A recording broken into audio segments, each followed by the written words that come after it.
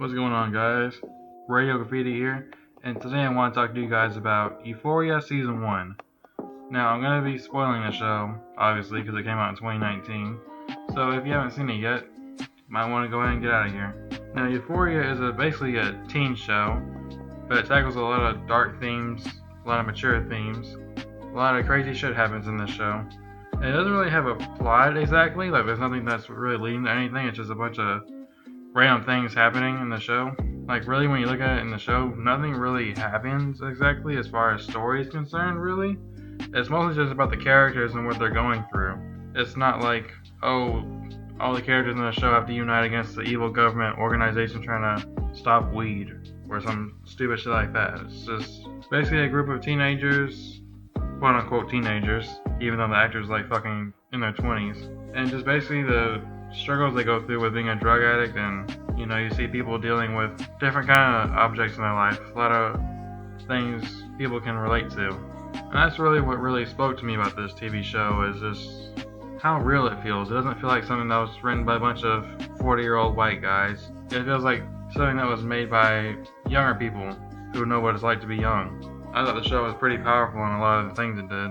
There's a lot of crazy stuff that happens, like, even without dialogue, Rue's sister seeing her passed out on the floor while the medics try to help her. It's a really powerful moment. Really kind of just brings tears to your eyes seeing stuff like that, because that's stuff that actually happens in the world, Just thinking of what drugs do to families, how it tears them apart, how it makes them angry, how it ruins their life.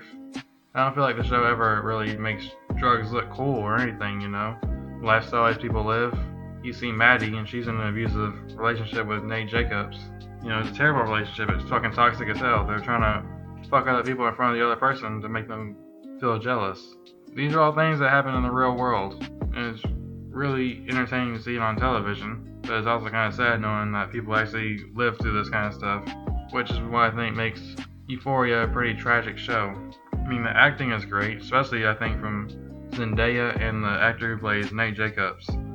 I think they all give great performances. Every time Nate Jacobs was on screen, I was interested in him. He's just so believable as this douchebag who's a jock, and it's just very intimidating. You never know what's going to happen next. The music is fantastic.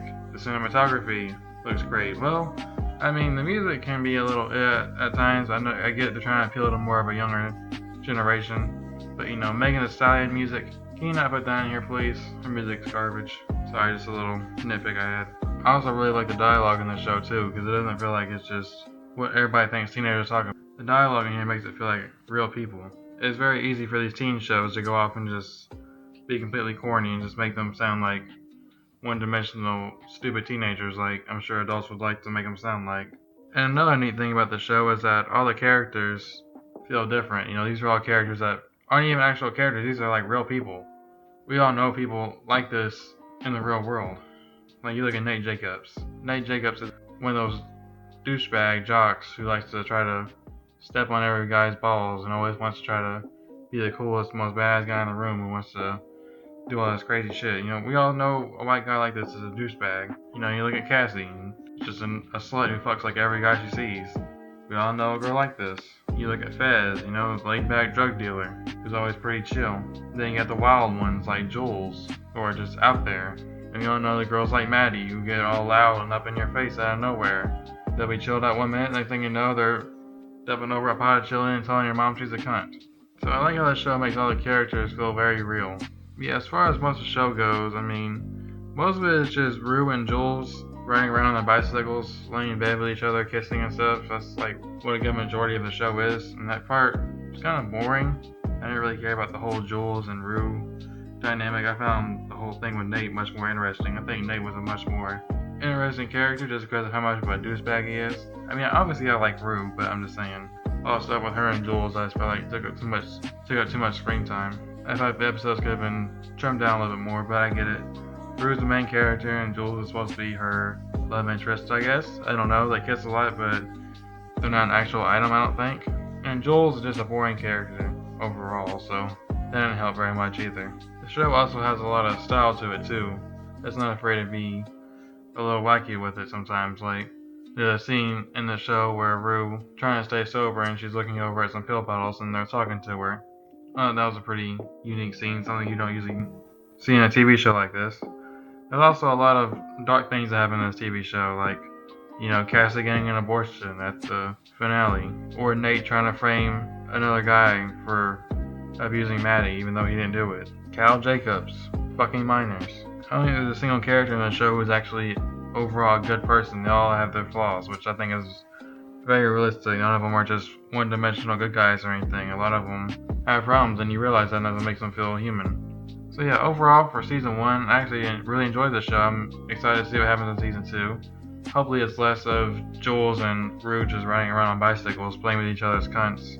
But yeah, I like a TV show like this that can make me feel something. I just don't feel like all the episodes are justified in being about an hour long.